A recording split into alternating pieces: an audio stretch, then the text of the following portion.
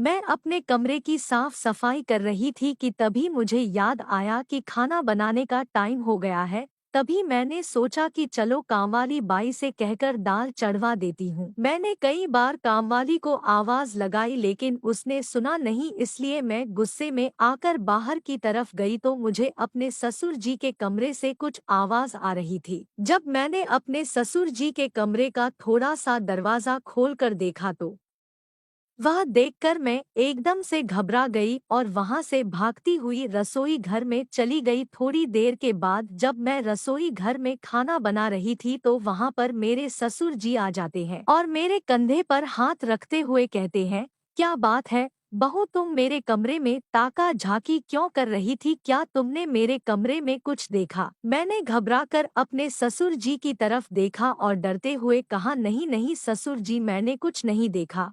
मेरे चेहरे से डर के मारे पसीना टपक रहा था। आखिर मैंने अपने ससुर जी के कमरे में क्या देखा था? मेरी शादी विनय के साथ 1 साल पहले हुई थी। मैं और विनय दोनों एक ही कंपनी में काम करते थे। फिर हम दोनों में प्यार हुआ और घरवालों की रजामंदी से शादी कर ली। मेरे ससुराल में मेरी सास, ससुर जी, मेरा देवर और पति रहता है। मेरी सास बहुत बीमार रहती है जिसकी वजह से वह अपने बिस्तर से नहीं उठ पाती, इसीलिए घर में एक काम वाली बाई लगाई हुई है। एक दिन मैं अपने कमरे की अलमारी साफ कर रही थी, तभी मुझे याद आया कि अरे अभी तक तो मैंने खाना भी नहीं बनाया है। मैंने यह सोचकर जैसे ही कामवाली को आवाज लगाई तो उसने मुझे कोई भी जवाब नहीं दिया। मुझे लगा अरे अभी तो उसके जाने का टाइम भी नहीं हुआ है, फिर वह आवाज क्यों नहीं दे रही। जब मैं बाहर जाकर देखी तो मुझे वह कहीं भी दिखाई नहीं दी। मैंने थोड़ा और आगे जाकर देखा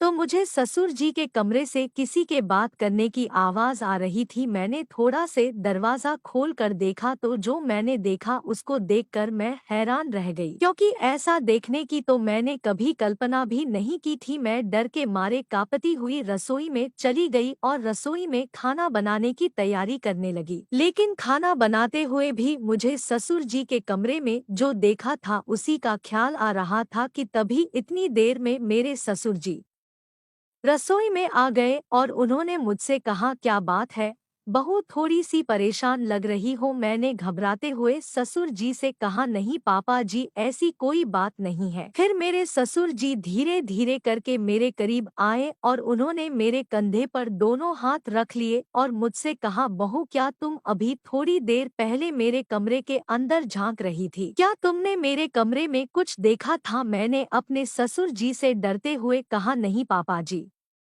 मैंने कुछ नहीं देखा। लेकिन मेरे ससुर जी फिर भी मुझे घूरते हुए कहने लगे, बहू अगर तुमने गलती से कुछ देख भी लिया हो तो बस अपनी बात को वही की वही दबा लेना, और जो तुम कावाली को डांटती रहती हो ना, अपनी इस आदत को भी बदल लेना, क्योंकि कोई उसे डांटे मुझे यह बर्दाश्त नहीं।